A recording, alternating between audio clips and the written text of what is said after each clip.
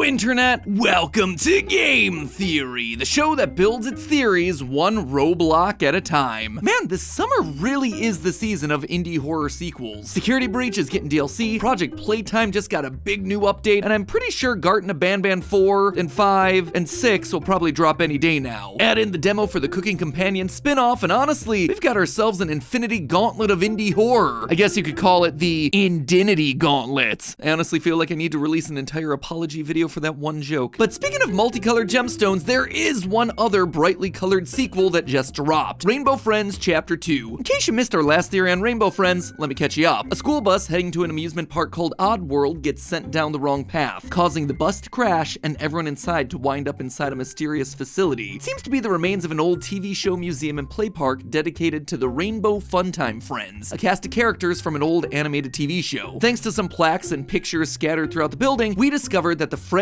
were created by a man called Oswald D. Davis and his partner Trenton, with this facility specifically designed to bring the Rainbow Friends to life. Because this is an indie horror game though, you can probably guess how well that went. In 1991, shortly after having their first guest, the facility was shut down, as evidenced by long-forgotten computer login screens sprinkled throughout the game map, leading us to the events of Chapter 1, where we're trapped for 5 days by someone who appears to be the Red Rainbow Friend, though official merch only lists him as just the Scientist. If we manage to survive for the 5 days, we're chased through the vents and eventually escape from the facility. Chapter 2 then picks up immediately after that, leading you to a fenced-off area and an old man trying to break in. Probably should be using some wire snips instead of scissors to cut through that fence, but hey, what do I know? Anyway, we eventually make our way into Oddworld, the amusement park that we were headed to at the start of Chapter 1. And clearly, Oddworld is also dedicated to the Rainbow Funtime Friends, with different parts of the park branded around each of the different characters. Green's Drop Ride, Purple's Maze Lair, Blue's Castle, and Orange's Cavern Coaster. Speaking of Orange, he's not here until the finale of the chapter. Oh, he's adorable. He's my favorite. And while my bestest boy may indeed be missing, Red seems to have brought with him some new additions to the crew, specifically Yellow and Cyan, to hunt us down in any and all ways they can. Just like in Chapter 1, we're tasked with running around collecting items required for our escape. Only this time, instead of being trapped here for days, we're only having to survive for a couple of hours. A few gas canisters and one giant cake later, we escape the facility on the park's roller coaster. But of course, the end never truly means the end. The chapter closes with the promise of more ahead. Now, obviously, while the game has us busy looking around for bags of sugar and light bulbs, my eyes were peeled for the real important thing to collect: the lore! Is there lore? Looking for lore. Looking for love and looking for lore. But this time, it's not there. Or at least, it's not all there. You see, the lore of Rainbow Friends after Chapter 2 is so much more than just this one game and its small handful of primary colored characters. To solve this one, we're gonna have to span a literal empire of popular Roblox games connected by a shadowy organization and overseen by a mysterious businessman out for blood. And that, my friends, is our journey for today. But first, we gotta answer the question that everyone has when they first boot up Chapter 2. Who the heck's the old guy? Even me during my playthrough, I just couldn't shake the fact that something was off about this guy. Let's hope this works. I'm not gonna skip this. I'm not gonna vote to skip. Poke. Poke. What the? Oh no, oh no, old man! Gosh. Oh my gosh. Oh, that was a severe head trauma right there. Oh, he's definitely got a concussion. Whoa, how'd I get up here? Who even are you? Do I care about you? No. And let's be honest with ourselves, this guy is sus. We start the game off and we find him breaking into a facility, and then we go, yeah, that seems like a totally trustworthy thing to do. From there, we just blindly do everything he asks. Not a great plan. But what's even more suspicious about this guy is that he simultaneously knows more about Oddworld and less about it than he lets on. On one hand, he's trying to break in, which shows that he's trying to do something here. Maybe sabotage Red Guy or spy on the experiments that are going on. It's unclear. Our old man also seems very familiar with the fact that the Rainbow Friends are now bloodthirsty monsters, considering when he sees Blue running around, he knows that it's suddenly a sign of danger. Is that Blue? Dabu-dee-dabu-die? Oh no, coming here was a mistake. He also knows about the lookie that's blocking our path and how it can be lured away with cake, or how you can escape from being caught by Yellow. All of that is some pretty insider knowledge. He's not just familiar with these creatures, he's experienced with their inner workings and mechanics. On the other hand though, as soon as he senses danger, he immediately regrets his decision to break in. Oh no, coming here was a mistake. We need to find a way out of here and fast. Literally the way we came. You were literally snipping things into the fence. We could probably get out of there. So he wanted to do something in the park and knows that the creatures are dangerous, but wasn't aware that they're currently active. Additionally, he repeatedly lies to us, as evidenced by him tasking us to find light bulbs to call for help, only to then be surprised that we were able to find an SOS light hidden inside. Wait, there was actually an SOS light. I mean, wow! You guys must be good at finding things. So, who is the old man? Well, let's take a look at his design. A leather jacket, thick rimmed glasses, and a smirk, which makes him the perfect match for one of the two characters that we learned about in Chapter 1, Trenton, co-founder of the Rainbow Friends. This seems like a pretty open and shut case. Everything about these two guys match, except longtime theorists will realize that there's a slight hole with my plan. In my previous theory, I said that Oswald turned Trenton into red, but in this game, we see both characters existing simultaneously. So what's the deal with that? I was wrong. It's easy as that. Red isn't Trenton. See, I can admit when I'm wrong. It would seem that Trenton's back in the Rainbow Friends family for something. But what? Well, we can actually get hints to that from the first two chapters. First things first, obviously Trenton is much older now than he is in the picture from Chapter 1, and that's because the portrait is from when the company first started, 1972. You see, before entering Oddworld at the start of the chapter, we can actually go off to the side of the fence in the lobby area and activate a generator here. The code for the generator is 1972. All it does is activate this little conveyor belt with a cinder block on it, but that right there is telling us that the date matters. I would guess that it's likely acting as the start to the Rainbow Funtime Friends franchise. Why would I say that? Well, as we've seen with other indie horror franchises, the 70s tends to be a good starting date for failed kids franchises. And they're not just making up these dates out of thin air either. The 70s were a huge time for the types of kids programming that Rainbow Funtime Friends was probably like. This was the era of Mr. Rogers, The Electric Company, The New Zoo Review. Sure, they weren't animated, but you had these big casts of characters with life-sized puppets and designs that really didn't mesh together all that well. Random animals and monsters and dinosaurs all mixed together. It was the early days for this sort of programming, and so whatever popped into your head was kind of what worked, just like the assemblage of characters that we get with Rainbow Friends. Yellow Dino, Green Monster, Blue Person, Orange Gator, and Purple Arm Thingy. This timeline also roughly coincides with a similar sort of kids show at the time, a British program by the name Rainbow, which also was popular all throughout the 70s. Go and look in the kitchen and hurry up, I'm starving. Zippy, you always want people to do things for you. I'm going to zip you up.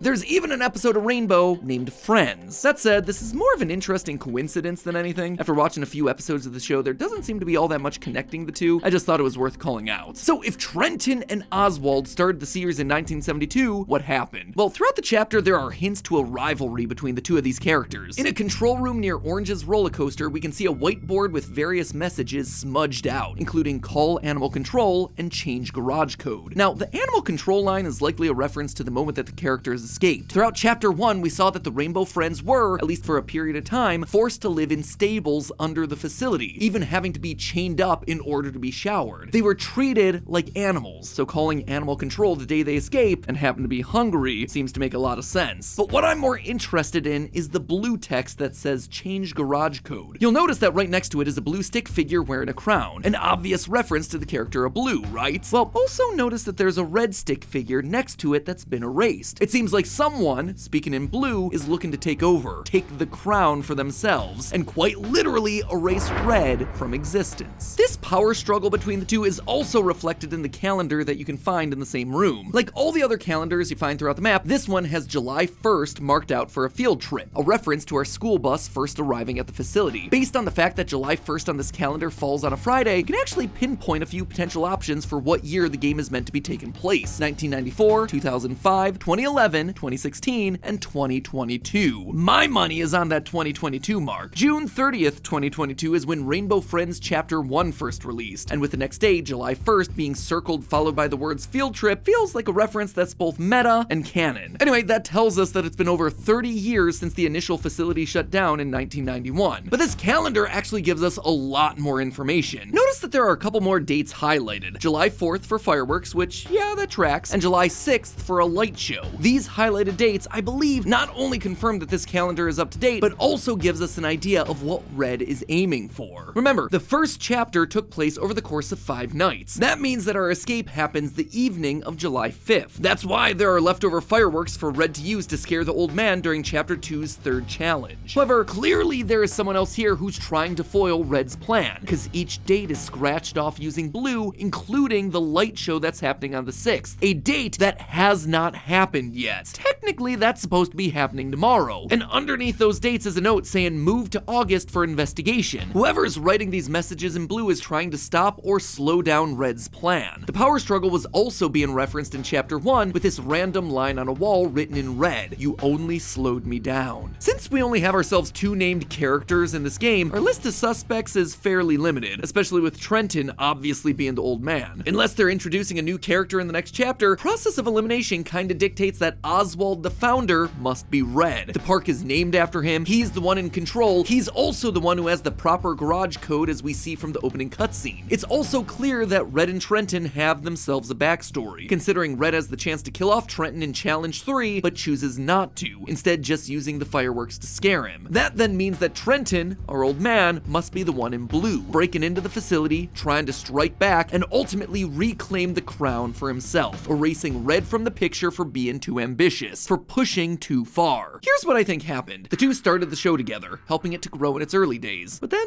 something started to change. Red, Oswald, wanted to keep growing, make more characters, make them more realistic, and Blue, Trenton, disagreed. In Chapter 2's final chase sequence, we run past robotic versions of the characters all discarded, dismantled, old animatronic versions of Blue, Orange, Green, all thrown away. I suspect that this was because they weren't good enough for Red. They weren't realistic enough. He needed something living, the actual Rainbow Funtime Friends, which came out around 1991. Along the way, Trenton was disowned, ousted from the company for being resistant to this change. Fast forward to the game today, in 2022, where I suspect that Red is now using the lookies and tainting the local water supply with them. In the chapter's final sequence, we run past exactly that. A bunch of Rainbow Friend heads, which we know are living creatures, floating past in a pipe explicitly labeled water supply. Red is up to something, trying to make everyone into a Rainbow Friend, no longer slowed down by his partner, but now that partner's back. Trenton is here and trying to sabotage his old business partner, make him stop the mad power trip that he's been on. But that also doesn't necessarily mean that Trenton's that good of a guy. You see, there's one thing that I can't quite shake in all this, and that's the Easter egg that led me to believe that Trenton was the villain in the first place. See, when you look through the glass of the terrarium in Chapter 1, Trenton's picture changes from a cool guy in a leather jacket to a man in a suit with glasses and a top hat with a purple ribbon. Clearly, Trenton is hiding something, transforming into a villainous business guy. But who or what is he? Well, I think this conspiracy actually goes much further than just Rainbow Friends. One thing that I didn't notice last chapter was that the computer screen showing Oswald's final login dates have a company name on them, RBM, an obvious parody of IBM computers, right? Well, yeah, but it's also so much more. Two awesome theorists on our game theory subreddit, FantasticFile3903 and RockMage1234, both pointed out that RBM computers actually appear in another Roblox game entitled The Little Ones, produced by none other than Charcoal, one of the 2 devs for Rainbow Friends. In fact, the cover image for that game was just updated last month. What was it updated to? Nothing. At least as far as I can tell, it's the same picture that it's always been. I suspect that it was just to draw attention back to the game, especially when RBM is right there on the monitors. So how is Little Ones connected to the lore of Rainbow Friends? It's not, at least as far as I can tell right now. It's a game where one of your friends is kidnapped and you're forced to escape a warehouse populated with dozens of little small mutant versions of them. The 1972 generator keypad that was used in Rainbow Friends has the same keypad layout as those in Little Ones, but I don't think that's too much to go off of. I suspect that that's just reusing assets. Unfortunately, the only connection between the two seems to be through this RBM computer company. But while connections to Rainbow Friends aren't immediately obvious, there are connections to another game that's worth calling out, the massive Roblox hit Spider. In this game, one friend is bit by a spider and transforms into a horrific creature, trying to capture all the other friends. This game was made by Rainbow Friends' other dev, Roy Stanford. But again, the reason it's interesting is that there are pictures of the spider hidden inside the Little Ones. There's also a series of labeled VHS tapes, one clearly marked as Spider. Why does all that matter for Rainbow Friends? Well, because of this. Spider has one pass available for purchase, a pass that increases the odds that you can become the spider in the main gameplay. And whose face is that there, front and center on that spider pass? A businessman with with glasses, a top hat, and a purple ribbon. It is the exact face that's hiding inside of Trenton's portrait in Rainbow Friends. Could this all just be a series of Easter egg connections from two devs referencing their past games? Absolutely it could. But those have already happened in other places from Rainbow Friends. In Chapter 1's lobby, you can actually go out and around this building right here, and you can see references to both of these games, Little Ones and Spider. That right there, that is an Easter egg. But to suddenly see these explicit references and connections in the gameplay itself, that now feels to me like something a little bit more. Like maybe Trenton isn't all he appears to be. That maybe he is a spider in disguise, or some nefarious businessman running all of these experimental procedures, bringing terror and dread to all these different companies. Not exactly sure yet, don't really have a solid answer. The tapes in Lost Ones are labeled as 2019, so it's possible that the lore of these three games are linked together. Trenton transforming people into monsters, be they spiders, tiny mutants, or large pillowy mascots, through spider bites, mutation, or just tainting the water supply. Speaking of, at the end of the chapter, did you notice that Trenton doesn't come with you? Despite his insistence that y'all have to leave when the Rainbow Friends appear, he stays behind. His work there isn't done yet, and I don't suspect that he wants us to escape. There are multiple exit points as you safely go around the roller coaster, but Trenton doesn't tell you to get off at any of those. He explicitly tells us to stay on and go through the maintenance exit. Something tells me that the elevator to the surface at the end of Chapter 2 isn't leading to where we expect. We're not done yet. And in a game full of rainbow-colored friends, the only true friend that we have is ourself. But hey, you don't need to be a crazy billionaire trying to turn everyone into mutant monsters to be smart with your money. You can actually do that pretty easily yourself with today's sponsor, SoFi. SoFi is a legitimate bank with FDIC backing securing your money, with an all-in-one finance app that helps you to bank, borrow, and invest your cash so you know that you're handling it the right way. And in this economy where the price of everything from games to food to the equipment that you need to transform yourself and your colleagues into brightly colored blob monsters just keeps getting higher, SoFi is there to help you stay smart about every last cent. So I'm probably skipping out on Oddworld. Steph and I do appreciate a good theme park, and now that Ollie's getting a bit older and can ride more of the attractions, we want to take him on a tour of the biggest and best ones across America. But if you've ever gone to one of these places recently, you know that they are costly to the extreme. And I'm not just talking about the price of admission either. $10 churros, $45 t-shirts, ticket prices that fluctuate based on how busy the park's expected to be this day. Come on, guys. These places have basically figured out ways to squeeze every last dollar out of your wallet, which means that you have to figure out ways to squeeze every last dollar out of your earnings. Thankfully, SoFi makes that easy. With SoFi, you can actually earn up to 4.3 APY on your savings. That is 11 times the national savings rate average, meaning that any money you have in a SoFi savings account is earning more in just 5 weeks than it would in an entire year at another big bank. SoFi checkings and savings also has no account fees, helps you get your money quicker by getting you paid up to 2 days early, and will even let you cash in on up to $250 when you sign up for direct deposit. That right there is going to make that theme park tour a lot easier to afford. Who knows, you might even be able to splurge on a cotton candy. And the best part of it all is that SoFi and I are teaming up to give away $10,000. And all you need to do to enter for that chance at 10 grand is sign up for a SoFi checkings and savings account right now using the link down in the description or just by scanning the QR code that you see on screen. And please make sure that you're either using the link in the description or that QR code, because those are the only ways to enter our specific giveaway. Thanks again to SoFi for helping to sponsor today's episode, and as always, remember, it's all just a theory. A game theory. Thanks for watching.